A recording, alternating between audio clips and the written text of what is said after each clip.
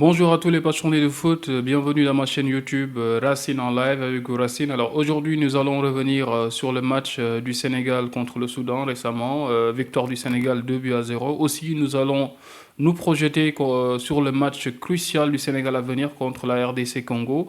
Sans plus tarder, nous allons entrer dans le vif du sujet.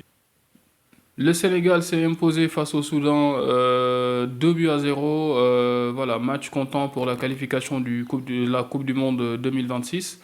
Une victoire très importante voilà, qui nous met deuxième dans la poule B, juste derrière le RDC voilà, qui est première de la poule.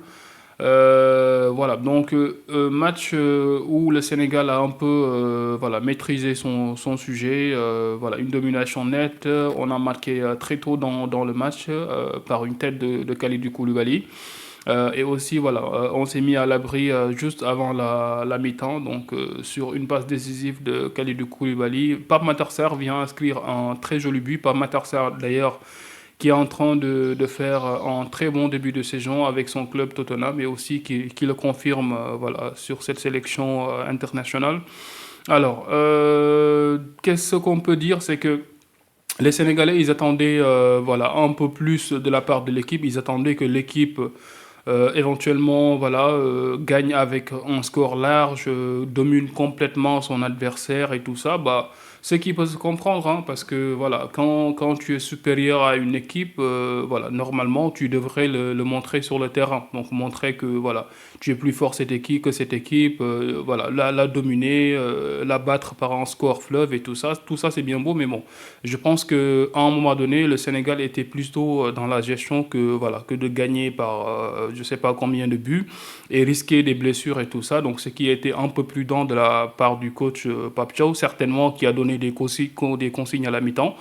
Ce qui s'est résulté par voilà, le Sénégal qui a un peu géré sa deuxième mi-temps. Bah, on a eu pas mal d'occasions, hein, on a eu pas mal d'occasions à la deuxième mi-temps, mais on sentait quand même que voilà, il y avait un peu moins de pression, de pressing sur l'adversaire et tout ça. Donc voilà, ce qui a fait que on a joué la deuxième mi-temps sans marquer de but. Donc on a juste conservé notre score.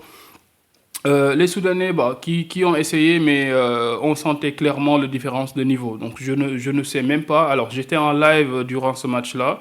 Je ne sais même pas comment ils ont fait parce que lors du premier match, on regardait le Soudan, on se disait que voilà, je sais pas,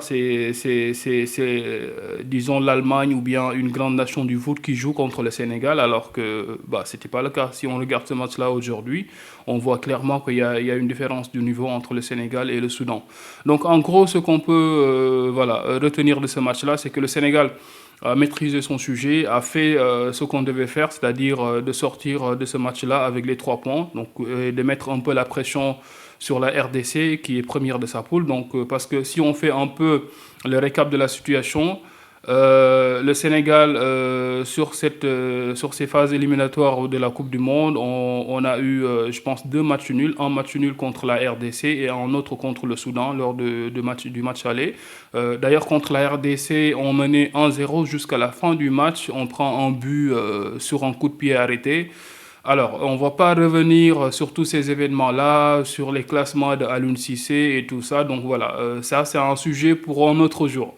On va essayer de faire ça parce que voilà, il y a des choses à dire dans ce sens-là, mais bon, on va garder ça pour un autre jour. Voilà. Alors, donc ça c'était pour le match du Sénégal contre le Soudan.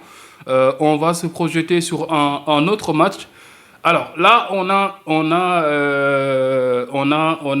un adversaire. On va se projeter sur le match du Sénégal contre la RDC.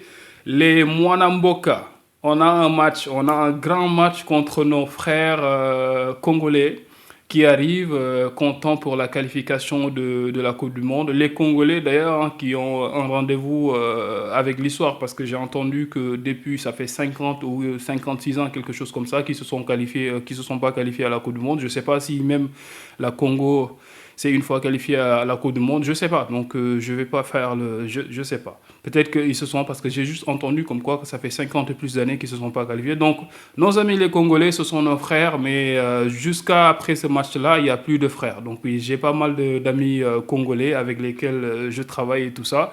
Mais Mboka, il n'y a plus de Mboka jusqu'à la fin du match. Donc là, ça va être la guerre. Voilà, donc les Congolais qui vont nous accueillir au stade des martyrs, ils vont essayer certainement de nous martyriser un peu, mais je dirais que voilà, il faut faire attention hein, parce que nos amis là, ce sont des gars qui sont trop confiants et tout ça. Mais bon, pour ce match-là, je vous dirais que voilà, il faut vous préparer parce que le Sénégal est prêt, ça c'est sûr et certain, je vous le dis. Alors, donc revenons sur le match en tant que tel. Alors les Congolais déjà, il faut le dire, actuellement c'est une équipe qui est en plein reconstruction. Voilà, leur coach, je pense, je pense que c'est Le Favre hein, qui est en train de faire un excellent boulot avec la RDC depuis la dernière CAN. Ils ont fini quatrième à la dernière CAN, ils ont fait une belle campagne.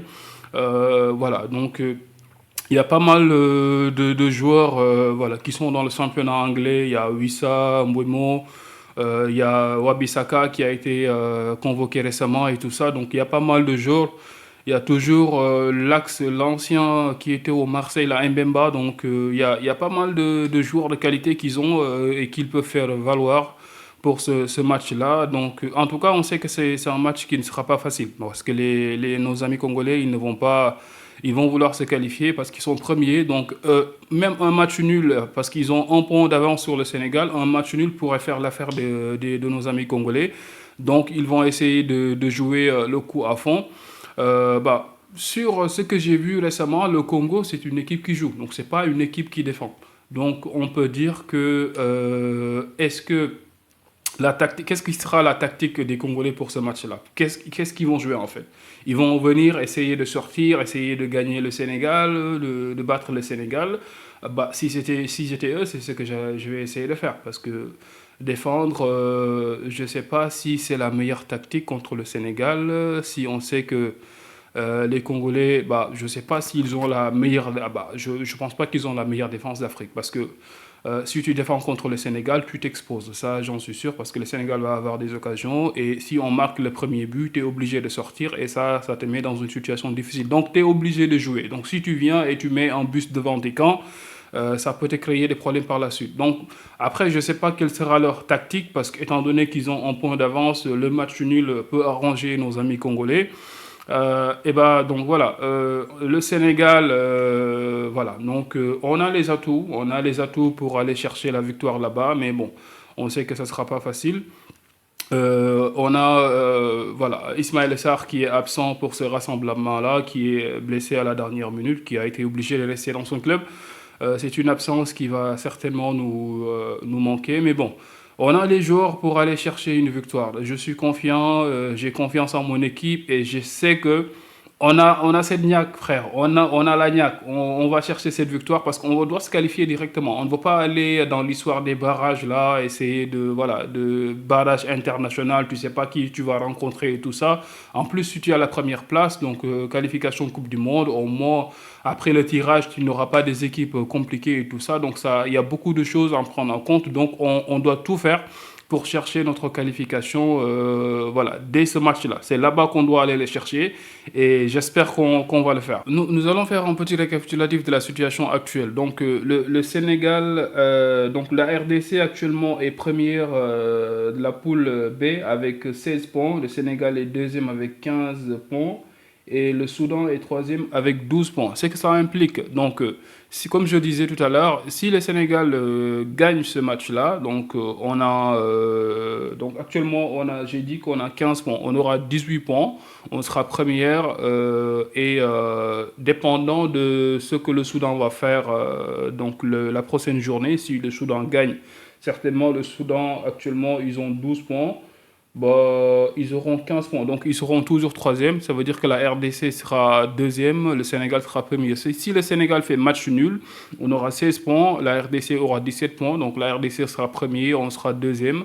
Le Soudan sera troisième. Donc, la victoire, donc il n'y a que la victoire actuellement qui importe pour ce match-là. Donc, on doit chercher la victoire à tout prix, c'est ce qu'on doit faire. Parce que voilà, même si on a un match nul, ça nous donne l'opportunité de toujours finir troisième parce qu'il restera 2 journées. On aura joué, je pense, le Togo et la Mauritanie ou bien le Soudan du Sud, j'en suis pas sûr, mais bon. De toute façon, il y aura possibilité de toujours se qualifier. Et si la RDC fait un faux pas à la fin, donc ça peut se jouer là. Mais bon, pour moi, il faut essayer, il faut aller chercher ce match-là et en sortir avec une victoire. Donc c'est ce qu'on doit faire. Alors, pour finir la vidéo, donc les gars, n'hésitez pas à me donner voilà, votre avis sur le match à venir du Sénégal, vos pronostics. Qu'est-ce que vous pensez que Pape Thiaw va classer le 11 de Pape Thiaw pour le prochain match? N'hésitez pas sama gars yi wax leen ma seen xalaat quoi wax leen ma seen xalaat donc lan mooy classement bi lan la Pape Thiaw di teg éventuellement si c'était vous qu'est-ce que vous allez mettre comme 11. Voilà, comment vous avez pensé du 11 que Pape Thiaw a mis la dernière fois, qui ont fait un bon match et qui n'a pas bien joué, à votre avis. Donc voilà, donnez-moi vos avis, n'hésitez pas à discuter sur les commentaires et tout ça. Donc éventuellement, voilà. Donc, comme je vous ai dit, la chaîne, c'est Racine en live. Donc, on va faire des lives des matchs du Sénégal. On va faire des lives des matchs aussi de basketball. On est aussi passionné de basketball. Si le Sénégal joue, équipe masculine ou féminine, basketball, on va essayer d'être en live du mieux qu'on peut. Parce que voilà, on allie ça avec le boulot et tout ça. Des fois, on ne peut pas avoir le temps de tout le temps le faire. Mais voilà, à chaque fois, il y aura un planning. Je vais vous informer de comment ça marche et tout ça.